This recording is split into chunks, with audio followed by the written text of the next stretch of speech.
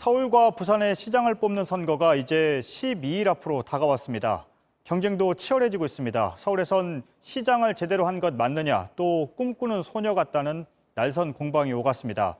그리고 부산에선 서로 상대 후보의 의혹이 제기된 현장을 찾아서 기자회견을 열었습니다. 먼저 유한울 기자입니다. 서울시장 후보들은 직접 서로에게 직격탄을 날렸습니다. 먼저 박영선 후보는 오세훈 후보의 시장 경력을 평가절하했습니다. 할 일과 안 할 일을 지금 현재 구분을 잘 못하고 있는 이제 그런 상황입니다. 그래서 저는 굉장히 좀 서울시장을 정말로 제대로 하신 것인가. 오세훈 후보도 박 후보의 공약을 또 비판하면서 정책 수행 능력을 문제 삼았습니다. 이렇게 열악한 곳에서 지역구 생활을 했으면서도 무슨 꿈꾸는 소녀처럼 수직 정원도시를 만들겠다 해서 인공 구조물을 만들고. 두 후보는 상대의 부동산 관련 논란도 다시 도마에 올렸습니다. 박 후보가 오 후보의 내곡동 땅 셀프 보상 의혹 제기를 이어간 가운데 오늘은 오 후보도 박 후보의 일본집 외에 서울 연희동 집도 대저택이었다며 비판했습니다. 정책 경쟁도 붙었습니다.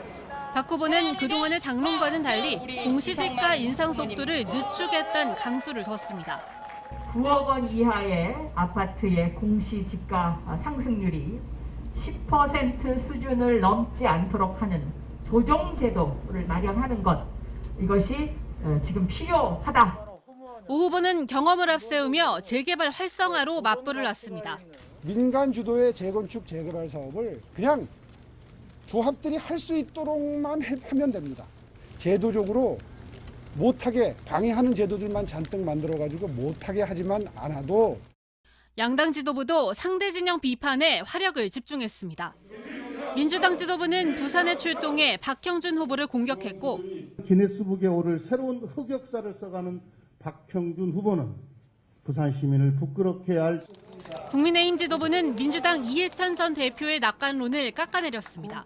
그 사람이 진짜 선거를 제대로 아는 사람이면 내심적으로는 이 선거 졌구나 그랬을 거예요. JTBC 유한울입니다.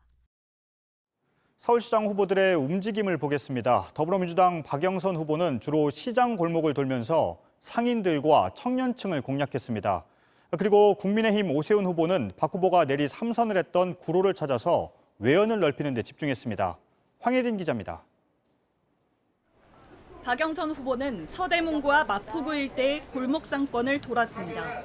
이번 선거를 민생 선거라고 부각해 힘 있는 여당 후보란 걸 강조하는 전략입니다.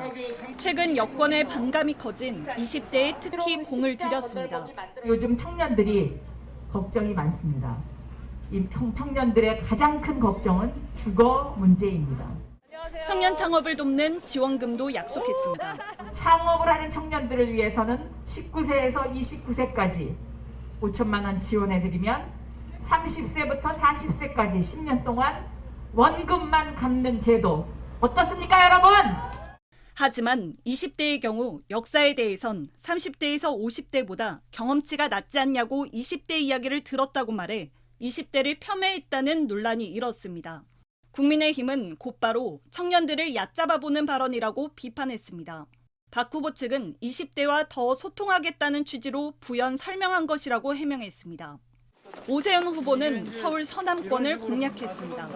그 중심엔 박 후보가 내리 3선을 이뤄냈고 어제 다녀갔던 구로구가 있었습니다.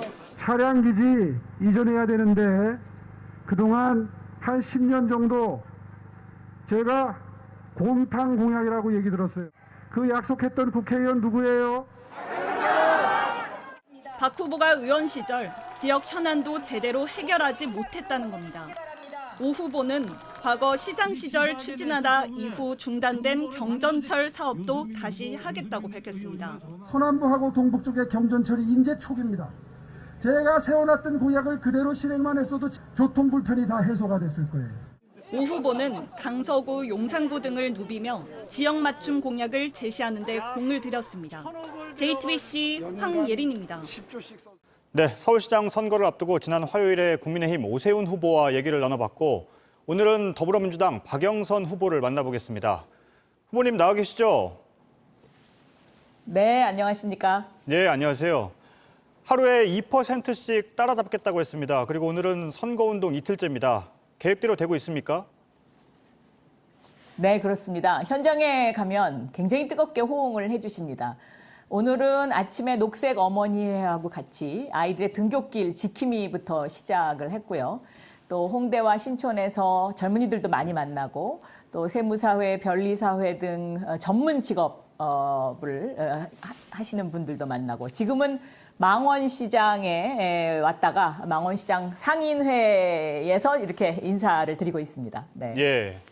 그런데 지금 보면 특히 20대에서 밀린다는 분석이 있습니다. 그런데 그 이유로 네, 경험치가 그렇습니다. 낮고 네. 현재를 보는 경향을 말씀하신 걸 두고 논란이 되고 있습니다. 어떤 뜻입니까? 그것은 좀 제가 보기에는 왜곡 전달된 것 같습니다. 예를 들어서요, 저한테 이런 말을 하는 20대가 있었습니다. 국민의힘에서 문재인 대통령을 독재자라고 하는데 우리는 전두환 시대를 겪지 못했기 때문에 그 상황을 쉽게 비교하기가 힘듭니다. 이런 이야기를 한 적도 있고요. 또 오세훈 후보가 10년 전에 아이들을 그 무상급식을 하면서 차별했다는 것을 때때로 모르는 그런 경우도 많이 있었습니다. 이제 이러한 얘기를 얘기를 들은 것을 제가 전달하는 이런 상황이었었는데 너무 그것을 왜곡돼서 편집해서 그렇게 지금 보도가 되고 있습니다. 그런데 20대 분들에게 그렇게 왜곡돼서 편집됐던 이유가 어떻든 간에 그것이 섭섭했다면 제가 좀 더 다 잘해야 되겠죠. 편의점에서 아르바이트를 체험하는 걸로 선거운동을 시작했습니다. 그런데 그 뒤에 심야의 무인 운영을 꺼낸 걸 두고 공감대가 떨어지는 것 아니냐 이런 지적이 있습니다. 그러니까 심야에 일을 하는 아르바이트생들로선 일자리가 줄어들 수 있다는 얘기죠. 서울시장의 입장에서는요, 일자리도 지켜야 되고요. 또 청년의 건강 문제도 생각해야 된다고 생각합니다. 그런데 그날 제가 만난 청년은 밤 12시에 근무해서 8시에 퇴근을 하고 낮에 11시부터 잠을 잔다고 해요. 그런데 이 국제적으로 이 WHO라든가 이런 보건기구에서는 이렇게 심야 교대 근무를 하는 이것을 2급 발암물질로 규정을 하고 있습니다. 밤에는 무인상점으로 하고 그렇게 되면 거기서 올라가는 그 매출을 낮에 일자리를 줄이지 않고 다른 그 아르바이트생들과 시간을 조금씩 공유를 하면서 그 시간당 지급 액수를 조금 더 높이면 이것이 서로 점주와 아르바이트 하는 우리 젊은이들에게 서로가 서로에게 정말 선물이 되는 그런 정책이 되지 않을까 하는 그런 이야기였고요. 이 부분에 관해서는 좀 더 충분한 설명이 필요했구나 하는 그런 생각을 하고 있습니다. 네. 지금 국민의힘에선 후보님을 향해서 박원순 전 시장의 시즌2라고 하고 있습니다. 그러면서 보궐선거의 책임론도 펴고 있습니다. 박원순 전 시장의 시즌2라는 주장에 대해서는 동의를 하십니까? 보궐선거 책임론은 오세훈 후보도 마찬가지입니다. 2011년도에 오세훈 후보가 보궐선거의 원조격입니다. 그렇기 때문에 저는 이러한 이야기를 할 자격이 없다라고 생각하고 있습니다. 또한 저는 예를 들어서요, 국민의힘이 세월호 사건이라든가 또 박근혜 대통령의 탄핵 문제라든가 오세훈 후보의 보궐선거와 관련해서 정식으로 국민에게 사과한 기억이 없습니다. 그래서 저는 이 부분과 관련해서는 국민의힘에서 적반하장격이다. 저는 이렇게 생각하고 있습니다. 네. 그러면 박원순 전 시장에 대해선 어떻게 평가를 하고 계십니까? 저는 그런 지금 박원순 시장의 공과 과를 따질 시점은 아니다라고 생각하고요. 저는 지금까지 꾸준히 똑같이 말씀드렸지만 저희가 굉장히 죄송한 일이기 때문에 제가 2배로 더 열심히 잘 해야 되겠다 이렇게 생각하고 있습니다. 네. 네. 개인적인 검증 이슈를 좀 보죠. 지금 배우자의 도쿄 아파트를 놓고 공방이 있습니다. 개인 거주용이 아니라 임대를 줬다는 의혹도 제기됐는데요. 관련해서 의혹 해소를 위해서 추가로 내놓을 만한 자료 또 근거가 있습니까? 이거는 뭐 명백하기 때문에요. 더 이상 저는 공방을 할 상황은 아니다라고 생각하고요. 오세훈 후보 측에서 이 문제를 자꾸 짚는 것은 본인의 문제가 있는 내곡동 땅 사건을 덮기 위한 일종의 왜곡된 그런 왜곡 뉴스입니다. 왜냐하면 2008년 당시에 이명박 대통령 시절에 저희 가족은 탄압을 당했습니다. 그래서 한국에서 남편이 직장에서도 쫓겨나고 있을 수가 없었기 때문에 일본으로 가게 된 것이고요. 일본에서 유배 생활을 하면서 거기서 장기 거주를 했고 그랬기 때문에 이런 도쿄와 관련된 집 문제가 발생을 하게 된 것이고 그 이후에 일시 귀국을 했다가 다시 또 일본에 발령이 나서 갔습니다. 그 일시 귀국한 그 사이에 임대를 준 적이 있는데 그 부분을 가지고 그런 식으로 왜곡된 뉴스를 만드는 것, 이것은 굉장히 저는 옳지 못한 일이다라고 생각하고 있습니다. 네, 정책을 좀 보죠.